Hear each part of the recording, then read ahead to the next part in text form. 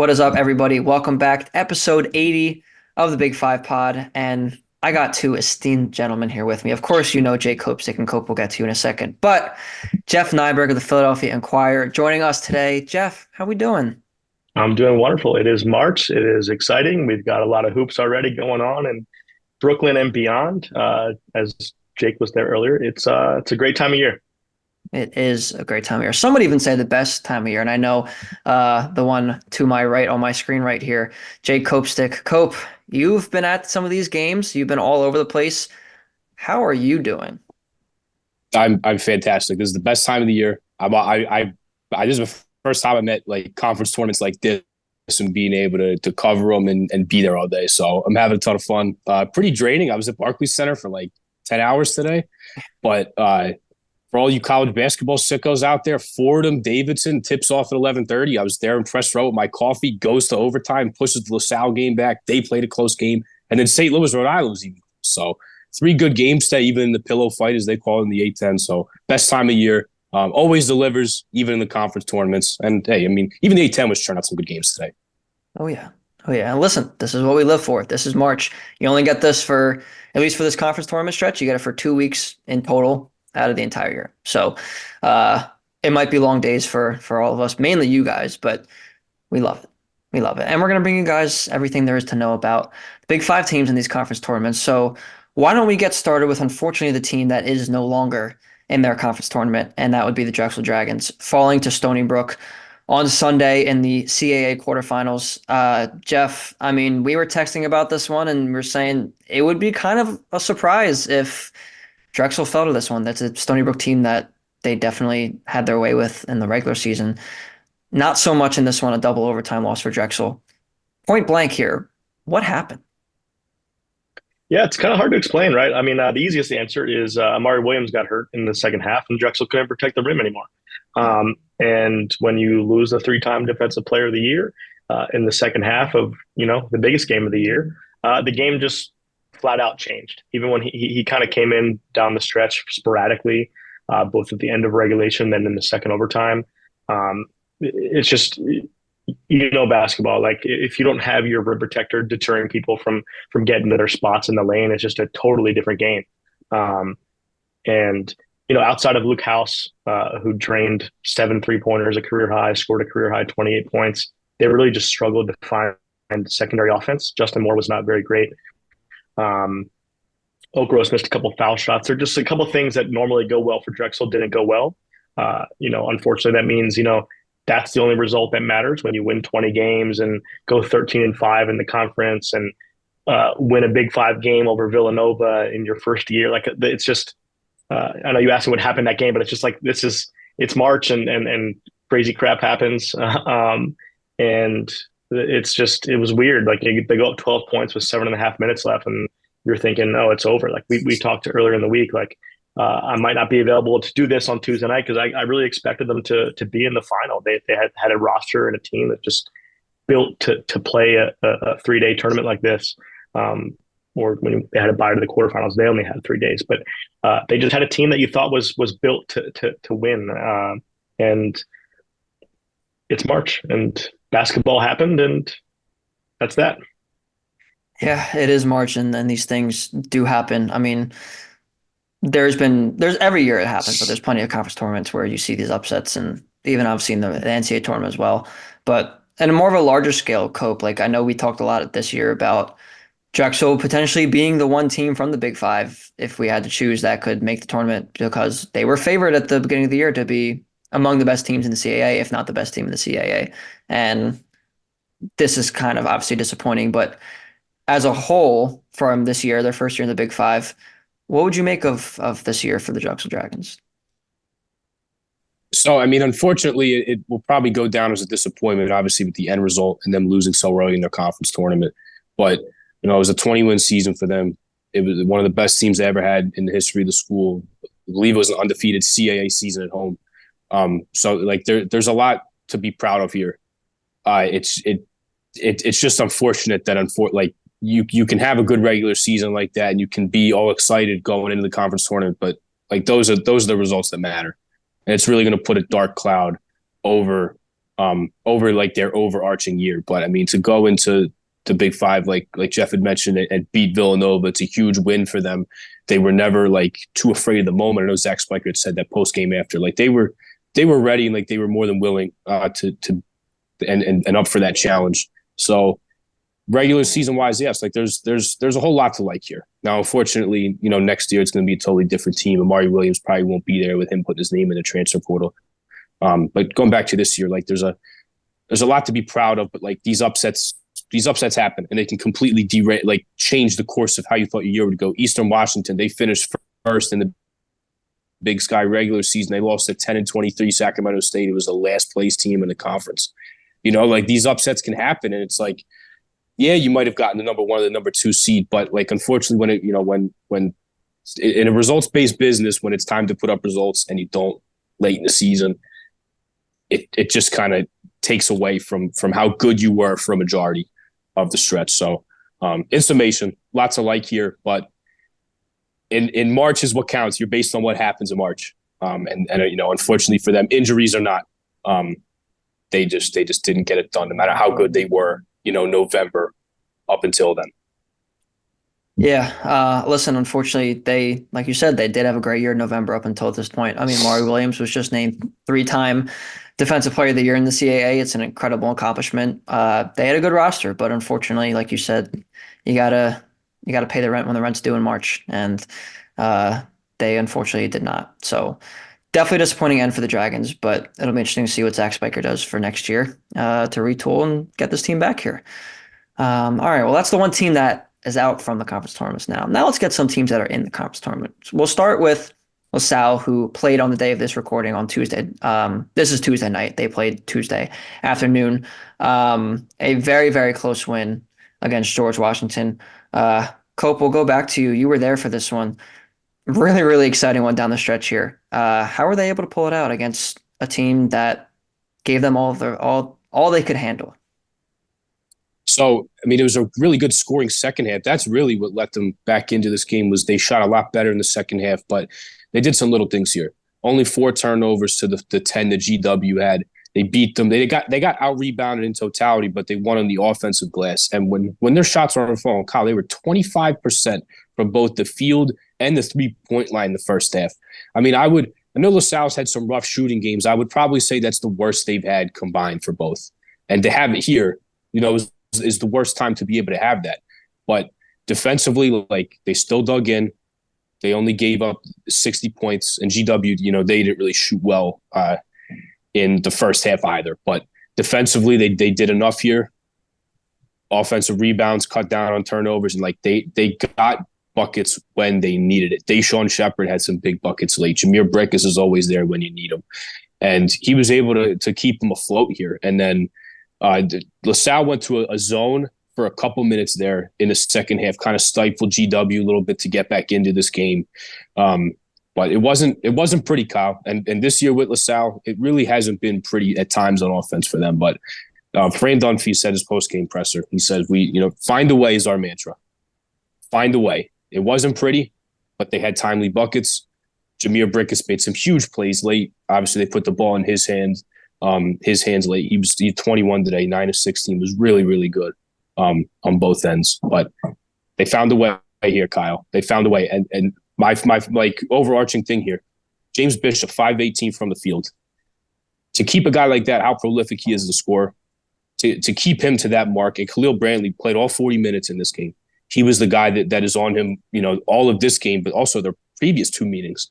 And I asked Khalil Brantley about that in the post-game presser. I mean, Kyle, in 3 games, James Bishop's 19 of 52 from the field. That's 36.5%, well above his average of what he puts up. So to keep a guy that prolific as a scorer at bay like that, and he did get loose and had 10 quick points in the second half, and LaSalle was still able to stay in it and do just enough to get a win here. But I asked Khalil Brantley about his defense of playing all 40 minutes and having to lock up one of the best scorers in this conference. And Jameer Brickus cut him off, and he said, he's a dog, a DAWG. And that's how LaSalle got it done today. It wasn't pretty, but they were some dogs today, and they won an ugly one. They did just enough. And as Fran Dunphy says, they found a way, Kyle. Yeah, Cope, and they've been finding a way. I mean, now they've won 5 of the last 7 games. Uh, they're moving on to the second round of the A10 tournament, playing St. Bonaventures.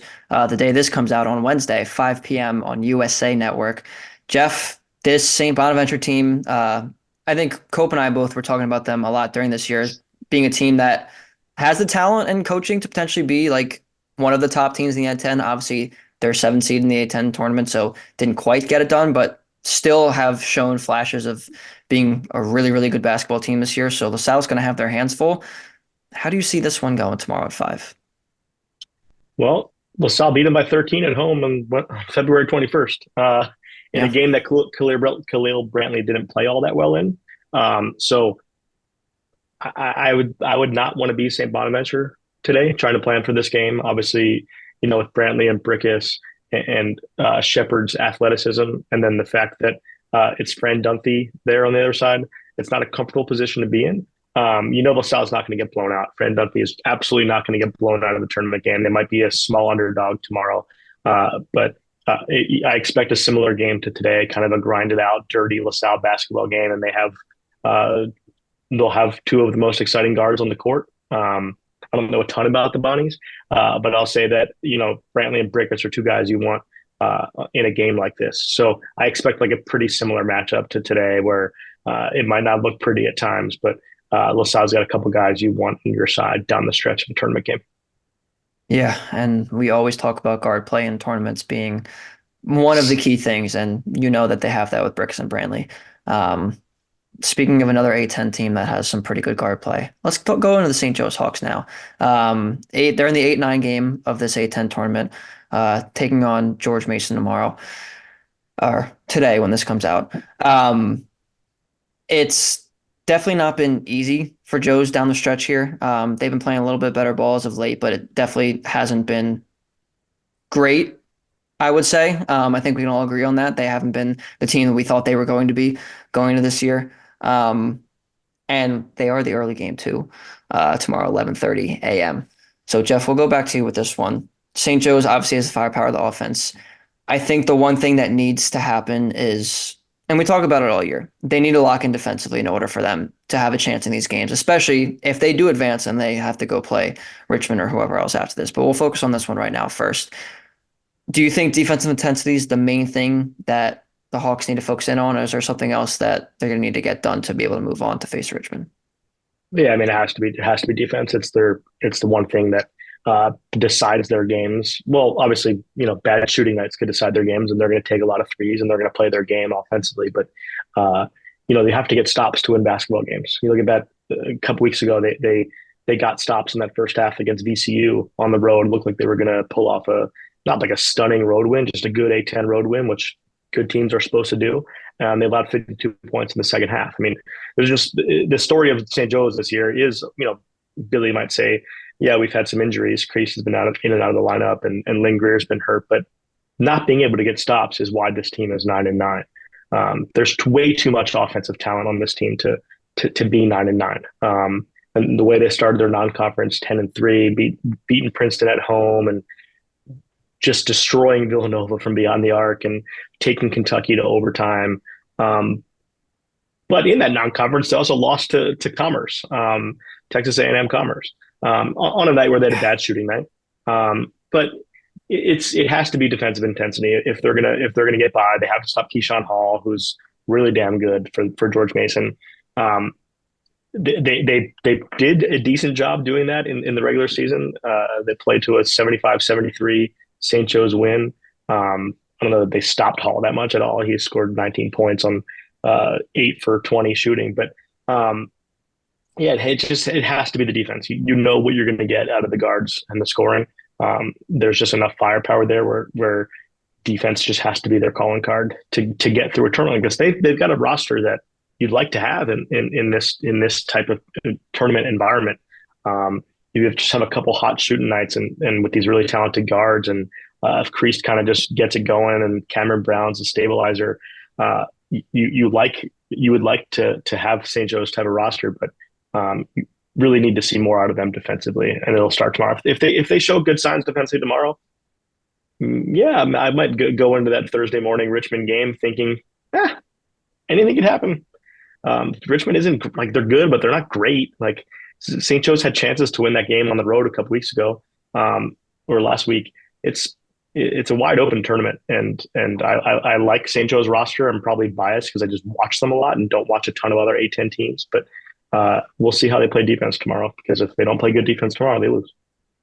And that is all that matters. Obviously, the other part of this too is when, and this is for every team, we talk about it with LaSalle, but when they're not hitting shots, it gets a lot harder for them. They're a team built on shot making and offensive firepower, as you mentioned. And when they're not firing, not even all cylinders, but when they're firing on no cylinders, not good for them. So Cope, obviously, they don't want to let that happen tomorrow, on Wednesday. So who's the one player you think on St. Joe's? I know obviously Eric Reynolds is the star, he's the scorer. Um, so maybe not necessarily him, but if there's one player on St. Joe's that you're kind of looking at where you're like, okay, if he plays close to his best ball or his best ball, I think they're going to win this game almost no matter what. Probably Xavier Brown. And as much as a guy that, I mean, he's been starting some games, but even for a young guy, I mean, his offense is unbelievable.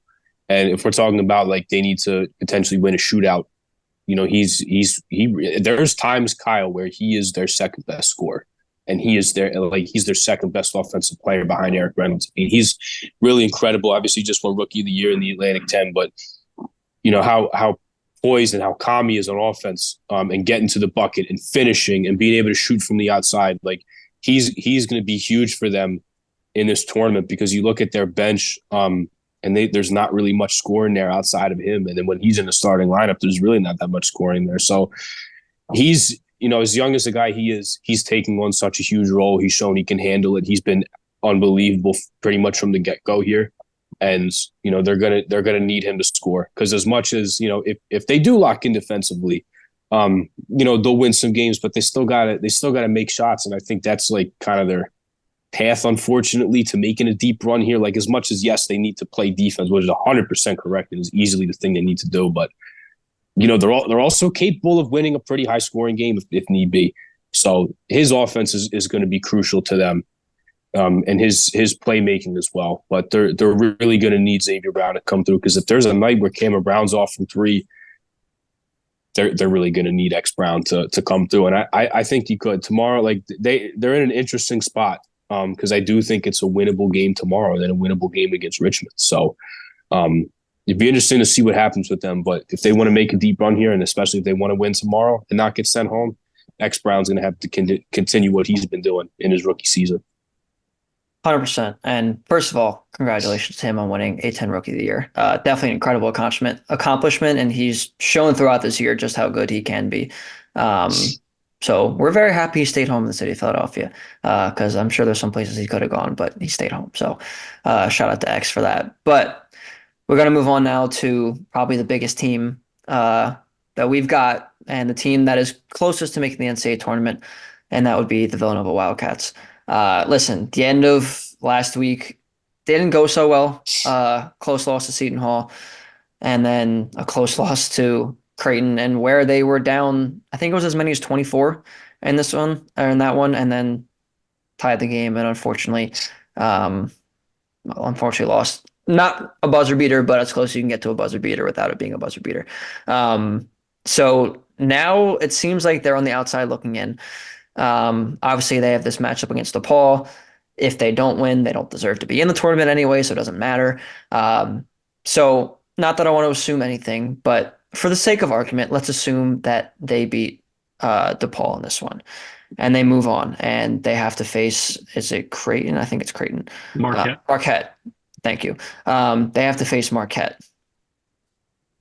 Didn't necessarily go well for them early in the season. I know they had that kind of the same thing happened to Marquette at the Finn. Cope, we were at that game when they went down a lot in the first half, and they came back and they made it close. Kind of seems to be a theme, and we've gone over that plenty, I think, on this podcast. But I'm going to start with you, Jeff.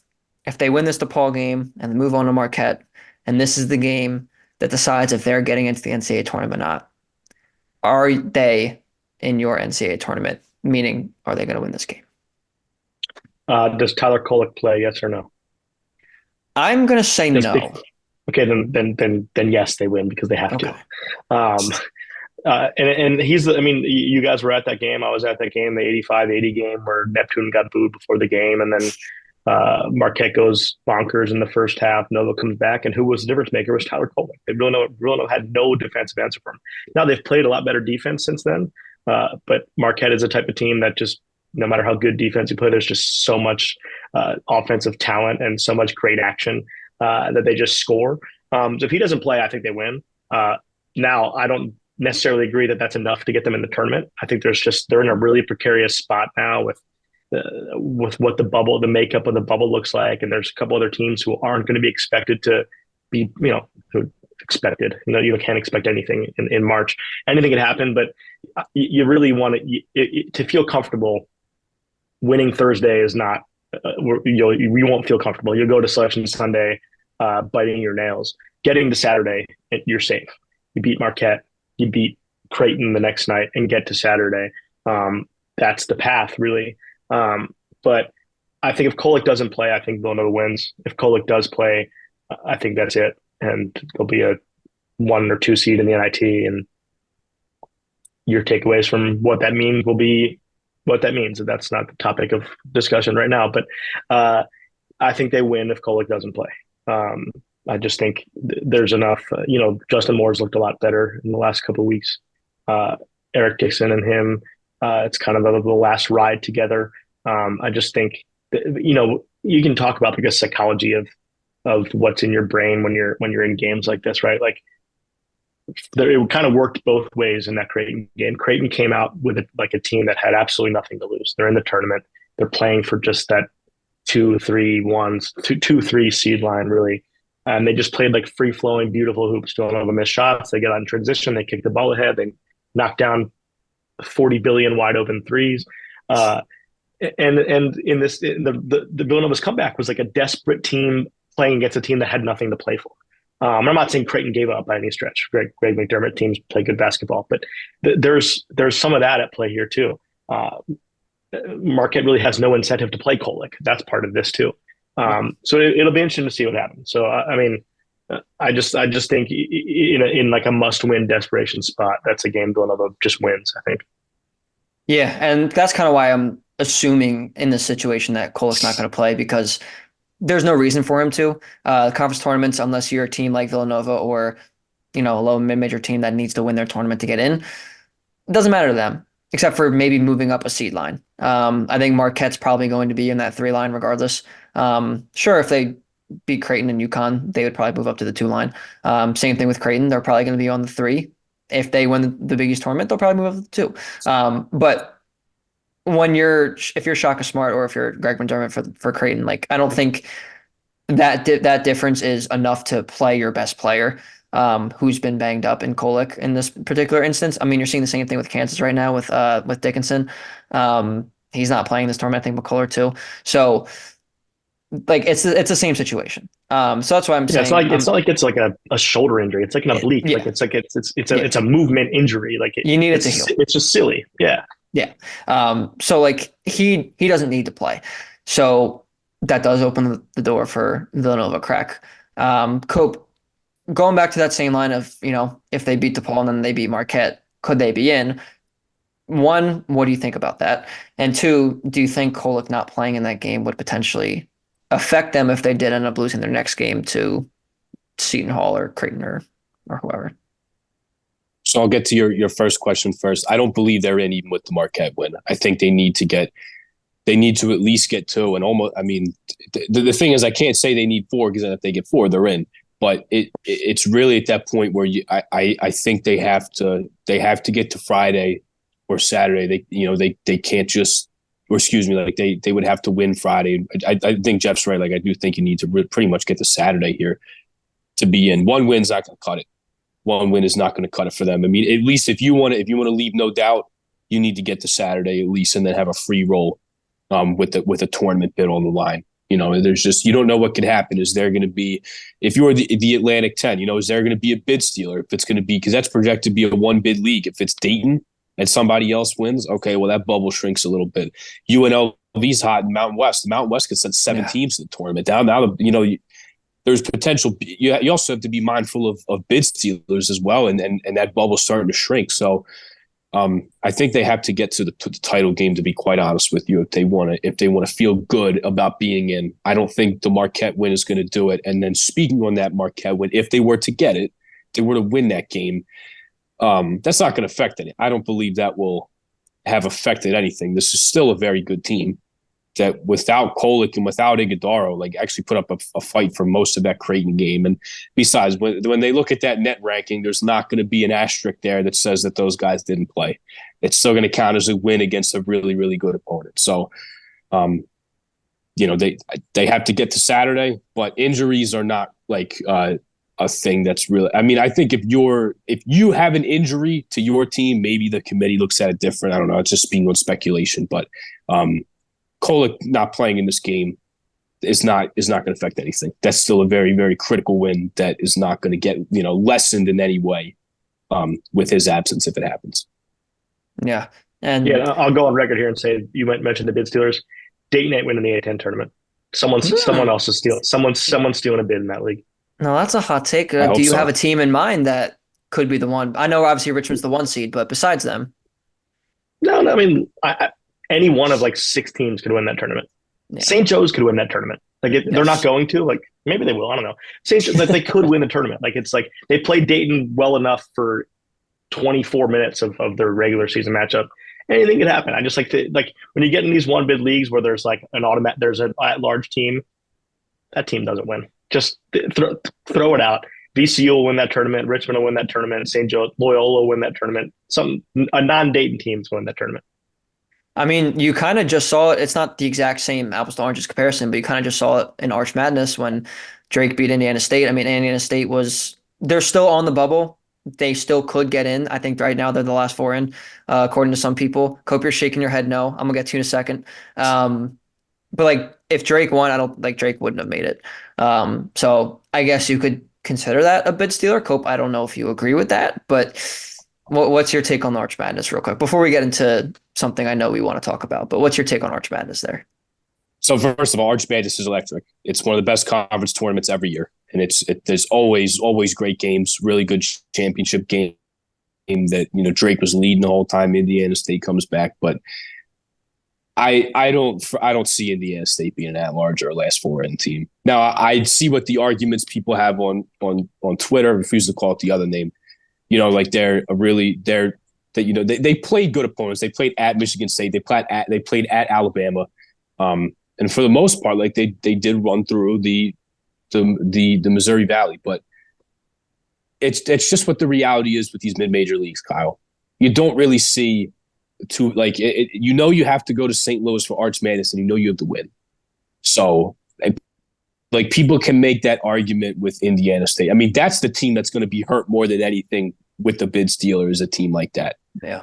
Like it's just that the strength of schedule is not there. There's bad losses. They get ranked and then they lose to Southern Illinois at home. And then I believe they lost on the road at Indiana State. Like they dropped 2 games in conference right after that they should have won, including the game they lost at home was by double digits.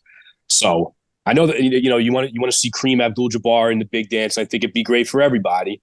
And that would be awesome. But no, this isn't. I don't foresee this being an at-large team. I think they can be. I don't want to spend too much time on this because we have another team to talk about too. But I think there's a reason. So I know their net ranking is like 26 or something like that. Like I know they're fairly high up in like not that Ken Pom matters for tournament teams, but you know what I mean. Like they're a good team. Obviously you mentioned Kareem Abdul-Jabbar. Obviously, we talked about him, but. Like it's an interesting case study, and I think there's at least one team every year that's like this, where there's potentially a bid stealer or something like that, and there's a team that's right there that probably should have been in, but they didn't win their conference tournament. And it's like, okay, well, what do we do? And because they're a mid-major team, I could see a scenario where they're not going to get in, but I really hope they do. Their best win is Drake. I know. And that's the thing, who beat them twice. Drake, who beat them twice. Yes. Yeah. That's the problem. I'm not even making the argument that they shouldn't be in. I'm just saying, like, when you get down to the nuts and bolts of this, yeah, I don't know that, I don't know that if it came down, like, let's say Villanova beats Marquette, right? Let's go back to that scenario. if you get down to Indiana State and Villanova, are you choosing Villanova? I don't know. One team beat North Carolina and beat Creighton. The other team beat Drake. I know they didn't lose a lot of games, but you mentioned they went and played Alabama and they went and played Michigan State. They They didn't didn't win.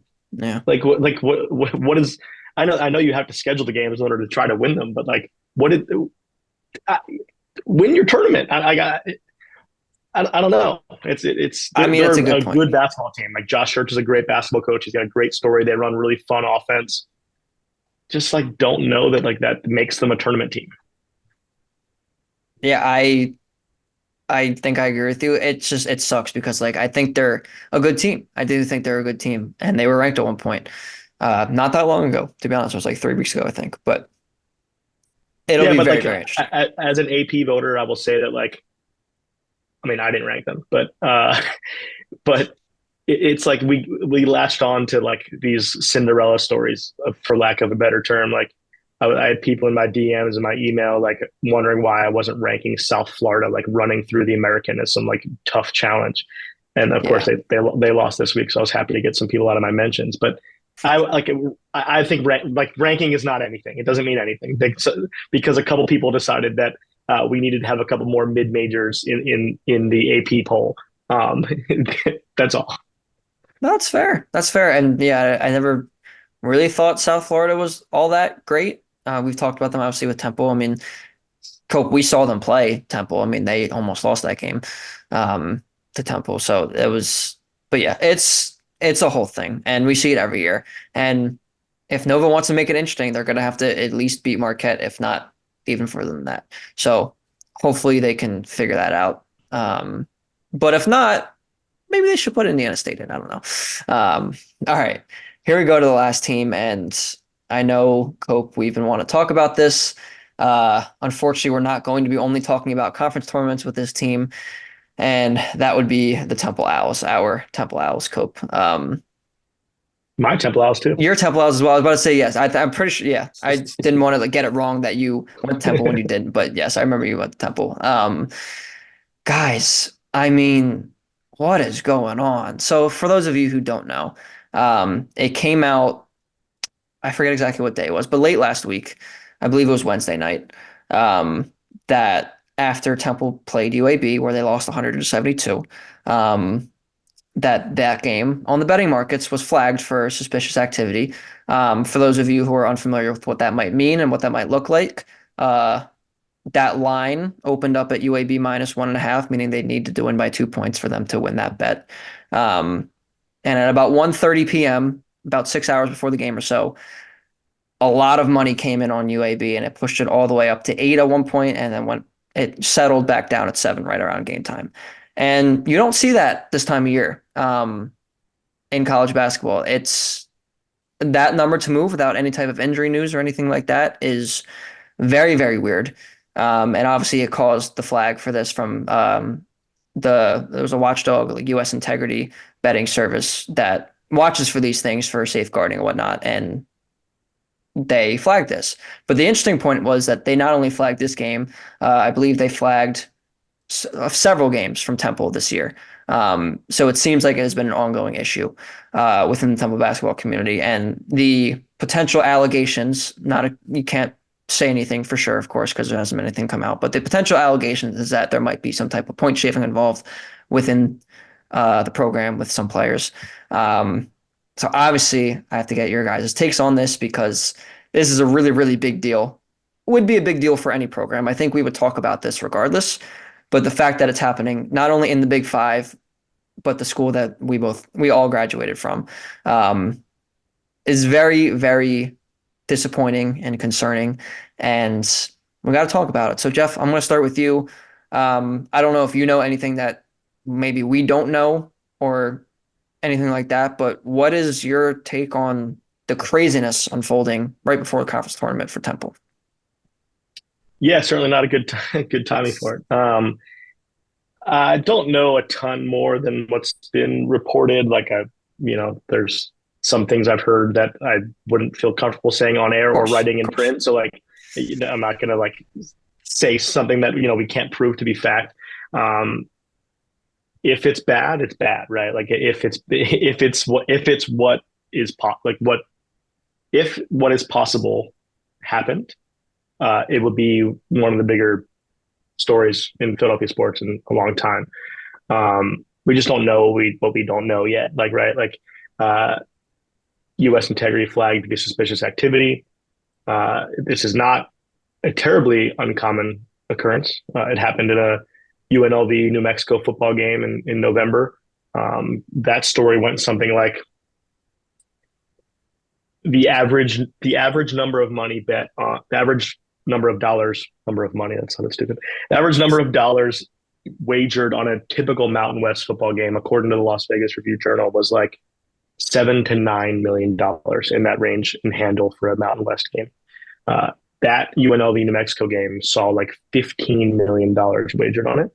And the suspicious activity there was a bunch of new accounts created and gobs of money bet by new accounts. U.S. integrity flagged the game. The line had moved from like 10.5 to 17 or 16.5, something like that. Same deal, like hours before the game. U.S. integrity flagged it. They did an investigation. Nothing nefarious was found within either program. They were specifically looking at New Mexico because UNLV was the team that did the blowing out.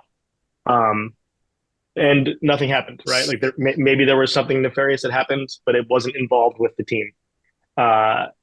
So it's really hard to imagine what this could be if it's right. Like, and maybe it's just that like a couple syndicates really looked at this line and was like, well, Temple stinks. UAB doesn't stink. They should win by more than 2. They should win by more than 5. We're going to hammer it. Now, it doesn't seem like that's that plausible because it would take like way too much coordination and way too much money to move a game like that. But yeah, I mean, it's one of those things we're kind of gonna have to wait to see what the investigation plays out. Like I've reached out to every one of the agencies involved: Temple, the American Athletic Conference, U.S. Integrity, the PA Gaming Board. It's all like wait and see mode. Now, Temple played at UTSA the other day. Every player that normally travels with Temple and normally plays with Temple played in the game. They won. Does that mean that the investigation's not focused on any players yet? I don't think you can draw any conclusions from it. It's just one of those things you're gonna have to wait and see. Yeah, and it seems that way. And I was definitely shocked to hear this even being a possibility. I know, Cope, we were texting about it and you were too. I don't even know where to begin with it. I mean, first of all, Jeff, that was a great explanation. That's why I'm like, damn, I don't even know what to ask Cope. But Cope, I mean, I guess just your thoughts, not only as someone who covers a team with the podcast and what we do, but as a Temple fan and a Temple alum, like hearing all of this, I mean, and in a season that's been awful, we'll just put it bluntly. I mean, obviously we talked about it being a rebuilding year for Adam Fisher and whatnot, but what are your thoughts on just the situation unfolding in general? So yeah, I mean it's really unfortunate, which is I think really like the only thing you can really say about it. Again with Jeff putting that out there in the article he put with the Inquirer, it's kind of hard to speculate on a lot because everything's kind of out there now, and it doesn't seem like there's a whole bunch of like new information that's becoming available. My like main thought though with this, and like again, like this is a hypothetical.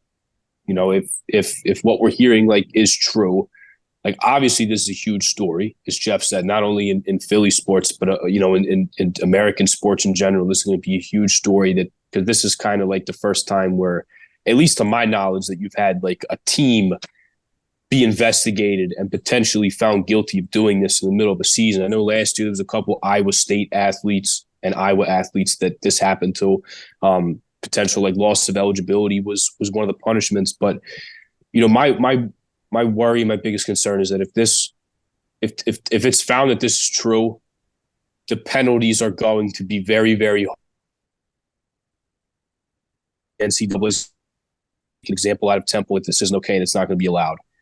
So again, like that's probably just me worrying too much about it because we don't know everything that's happened yet. But mainly it's like, well, okay, well, if if this happens, like thinking worst case scenario, like if this happens and it's true, then like what's going to happen? Like people are going to get fired in the athletic department. People might lose eligibility. They might be on a scholarship, a postseason ban. Like, that's kind of doomsday scenario. I'm kind of blowing that up, I guess, a little bit. But you know what I mean? Like, if this comes out to be true, like, I'm just afraid that the penalties are going to be very, very harsh. And like I said, like Temple will be made an example out of, given that this is the first time since gambling's been rampant in America and been so prevalent that, you know, you have a scandal like this that's been public about a team that they come out to be guilty. So that's my one thought on that. Again, you know, back to what Jeff said in his article and everything that's been published. Like, we've kind of seen everything that's been out right now, and there doesn't seem to be a whole lot of new stuff available. And obviously, you know, you can't worry about that stuff until we know if new information comes out, if it's true or not, or just if they're guilty or not, if Temple, like the men's basketball program, actually was involved in this. So, yeah, it's disheartening. Like it sucks to see, and it adds even more bad juju on a bad season. But just kind of hard to make anything else out of it than besides kind of what we know. Yeah, I mean, that was also very well said. It's just, you know, Jeff, like you said, it's a wait and see at this point. I mean, we don't know what's going to come out of it, what investigations are going to happen, and what they'll find. Hopefully, it's nothing. I would very much appreciate if it was nothing. This program does not need anything else not great happening to it. But I guess to put a bow on it, we'll just have to wait and see. But real quick, so we don't forget about this too, they are playing in a conference tournament, and they are rematching against that UTSA team that they just beat on a buzzer beater. We can only really focus on one game at a time with this team because they have not proven to be consistent winners this year. So Jeff, we'll start with you in this UTSA game. What can they do that they just did against this Roadrunners team that they can continue and hopefully try to, beat them in the first round of the AAC tournament? Do whatever they did on Sunday. It's a very real answer, and I respect that. I didn't know what I was. That's all I got. I mean, like, Heisey Miller has to score. Jordan Riley has got to score. They got to get some rebounds. They got to find some open shots for Piccarelli. And things got to go right for them, right? Like, it's not a good basketball team. It's a year of transition, if you want to call it that. Zion Stanford's got to be another contributor again. That's a big deal for them. You know, sure, they might win tomorrow. The season ends Thursday. I mean, they're not. This isn't a team built to make any noise in this tournament. So, I don't want to go on and on about Temple because this thing's over on Thursday if it's not tomorrow night. I think we can both agree with that. But Cope, what are your thoughts on that as well? Yeah, I don't have too much to add. I mean, it's like they did sweep them, so I guess there's that. I don't know. They say it's hard to beat a team 3 times. I don't know. I don't really have too much to add. Jeff said it pretty well. I mean, that's what happened. They got Piccarelli some open shots, like, you know, Heisey Miller made a big play down the stretch, but yeah, it's not going to be a long stay for them there. Unfortunately, hopefully they can win Wednesday and they can give themselves another game there. Totally off topic, by the way. I just hate that this is played at Dickies Arena. Nobody's going to be there. Actually, they might even be playing like kind of a pseudo road game if anybody at UTSA cares enough to make the trek up there for the games. But I'll be honest with you, Kyle, like, this tournament just doesn't have a lot of like appeal to me, and it never really did. Like when Cincinnati and Houston were good, and it was Mick Cronin, it was Kelvin Sampson, like, and there was like that Rob Gray team versus that Cincinnati team that I think was like Justin Jennifer, Kane Broom, Kyle Washington, like, that got upset by Nevada in the tournament. Like, that's probably the last time I've really like cared about the AAC tournament, to like be honest with you. So kind of went off on a tangent there. Sorry, but like, I mean, you're right. I don't know. I don't feel like this tournament has like. I mean, it's been a lot more interesting with South Florida being good and stuff like that, and FAU not being the powerhouse we thought they would be, and then Memphis kind of coming back from the dead. But I don't know. I don't really see a lot of appeal like in general in this tournament. Think about some of the teams you just mentioned. How far their fans have to travel to get to Fort Worth. Yeah, East Carolina, South Florida. I mean, Memphis isn't that far away, but Temple. Are you gonna go to Texas for? I mean, I watched a little bit of the women's game last night. I'll put it on after we get off here. They're playing in the semifinal tonight. Yep. there's no, I mean, it's just sad. Like, it's just like, why is it at such a big arena? It doesn't make any sense. Like, there's just, and the seats are gray there. So it just looks weird. It's just these gray seats just like everywhere. And they're just, it's gray because no one's sitting in them. It's not a good spot. It's not a good spot. It's never been a good spot. I've long also wondered why the tournament is there, especially for a team that's like supposed to be like encompassing of, the entire not the entire country, but a lot of different spots in the country. That's kind of what the Americans like built on per se. And it's not an exactly the most easy to get to place for most of the teams not named SMU. Um, so it doesn't make any sense. And SMU's leaving too. So if they have it at Dickies next year, it'll be even more weird. So hopefully they don't. Um, but actually, I did want to mention too before we signed off. I guess I'll do it now because of Temple women's basketball. An actual successful Temple basketball team in the American semifinal against Rice. Currently, right now, they're down 13-12 in the first quarter, toward the end of the first quarter. So we are obviously very much pulling for them. An exhilarating two overtime win on Monday night against Tulane. And Cope and I's three overtime. Yes, that's what I meant. I started watching at the end of the double overtime after I got off the phone, and I was like, damn. There's a lot of overtimes and a lot of things happening. I fell asleep. Listen, I don't blame you. I don't blame you. It was a late game. And this one was a 9 o'clock Eastern time start, so it's also a little bit of a late one. But we also wanted to give a shout out, Cope and I specifically, to our guy Ray Dunn, one of our very, very, very good friends who is the voice of Temple women's basketball. So he's down there at Dickies Arena right now calling this game as we're recording this. So hopefully tomorrow we wake up and this is posted and Temple's in the American Championship game with a spot in the NCAA Women's Tournament on the line. But definitely want to give a shout out to Ray for all his hard work. And this season has been very, very special for him and for Temple women's basketball as a whole. And that's pretty much all I got. Jeff, any final words here before we sign off? I got nothing. Hope everybody enjoys watching March basketball because there's nothing like it. There's nothing like it. Cope, how about you? Yeah, definitely want to echo that. Jeff, see you tomorrow at the Atlantic 10 and maybe the Big East tournament. And then, shout out to our guy, Ray Dunn. Temple women's basketball really making him earn his paycheck last night, staying up late. Yeah. But hopefully they can keep it going. Fingers crossed, knock on wood. They do win tonight, and then they got one more game until they can go dancing.